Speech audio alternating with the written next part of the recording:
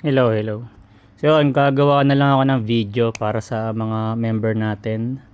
At ito, Rex checkout. So, kilala niyo naman ako si Kuya Rex. Tapos, ang checkout natin ay sa TikTok, Lazada, and Shopee. So, kung ano man yung mailapag ko sa GC, ay try natin na i-checkout.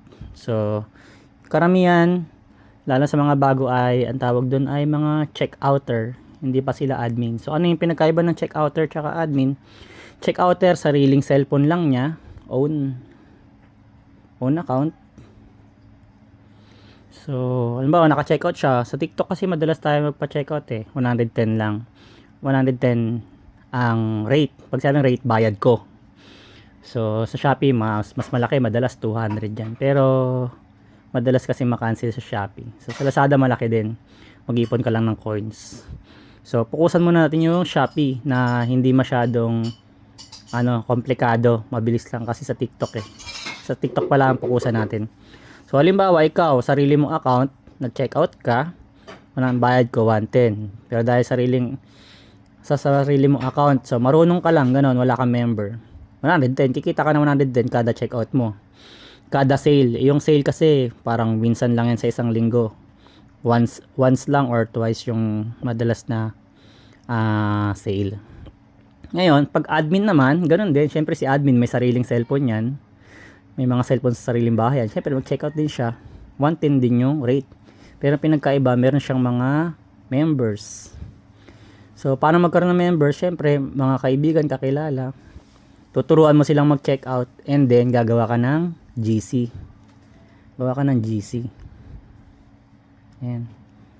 So, itong mga member na to, mga tinuruan mo, 80 lang ang ibabayad mo sa kanila. Kasi kukuha ka ng commission sa kanila eh. So, from ako na binabayad ko sa iyo 110, gawin mong 80. Depende, ikaw gusto mo gawin 50 or 70. Diskarte mo na yan. Business to eh. So, mula sa bayad ko ng 110, gawin mong 80.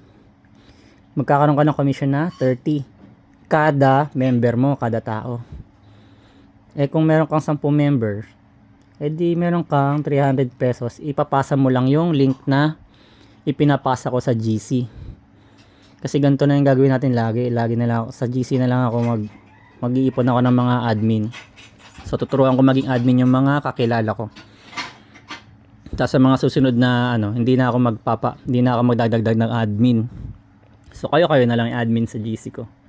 Para kasi wala na rin ng oras magturo sa kanila ng paano mag-checkout eh. So nyo na yun. Opportunity nyo na yun, business nyo na yun. So, yung iba, marami member, yung iba 20, ganun. So, pwede kayong kumita ng 600 sa isang checkout. Depende na lang sa diskarte nyo. So, yun, paano maghanap ng members? Syempre, una dyan, yung mga kaibigan nyo, mga FB friends nyo. FB friends, tsaka mga friends niyo sa kapitbahay, ganun. Kapitbahay. Or FB group. Sa FB group, yung mga, group na mga buy and sell, tsaka yung mga naghahanap ng trabaho, pwede kayo mag-post doon. Sabihin nyo lang sideline kahit nasa bahay. Tsatsagain nyo lang magturo kasi for long term malaki na naman din ang kikitain nyo sa mga member eh. Tsagaan lang sa pagtuturo. So ano yung mga tuturo nyo maliban sa pag-check out sa TikTok? Pag gusto nyo lahat, balang araw sa Lazada at Shopee rin. And meron kasi tayong ituturo talaga sa kanila. Ito, tong code? Itong code ay code ko to para hindi maligaw yung parcel. Pag nakita ng rider na merong RYZ sa pangalan ninyo, tapos barangay sa address ko barangay 178 or 174, depende kapag minsan kasi nagpapalit ako ng address dahil nababan yung address, pero sa ngayon sa 178 pa rin naman tayo. Lalagyan nyo, i-edit nyo yung pangalan, edit, dugtungan lang ninyo kung ano yung normal na pangalan nyo sa TikTok, dagdagan lang ninyo ng RYZ plus yung code ninyo bilang admin. Kasi kung hindi ka naman admin, okay lang, lagyan mo lang ng RYZ. Kung ba check outer ka lang, mga sarili mo lang na mga cellphone nyo lang sa bahay, hindi mo naman sila member, ganun. Kahit wag ka nang gumawa ng ng code, kasi pangalan mo naman ilagay mo diyan eh. Bilang admin, kung hindi ka admin, kahit wag ka na maglagay ng code. So, pero may pangalan mo pa rin dapat. or name of member. So, kung may member ka, ganito, RYZ, tapos may code ka, tapos pangalan ng member mo. So, kahit bali-baliktad yan, okay lang yan. Kahit nasa dulo yung RYZ. Example, to si Juan de la Cruz, tapos sa dulo mo nilagay yung RYZ. Tapos yung sarili mong code, BOK. Ikaw na gumawa ng code mo. Kahit triple X, triple Y, triple Z ilagay mo, kahit 4 nga eh. Hanggang maximum na 4 lang yung code, 4 na letter. Or pwedeng baliktad, BOK una bago mag RYZ. Importante lang makita ko yung code mo bilang malaman ko kung sino nag-check out.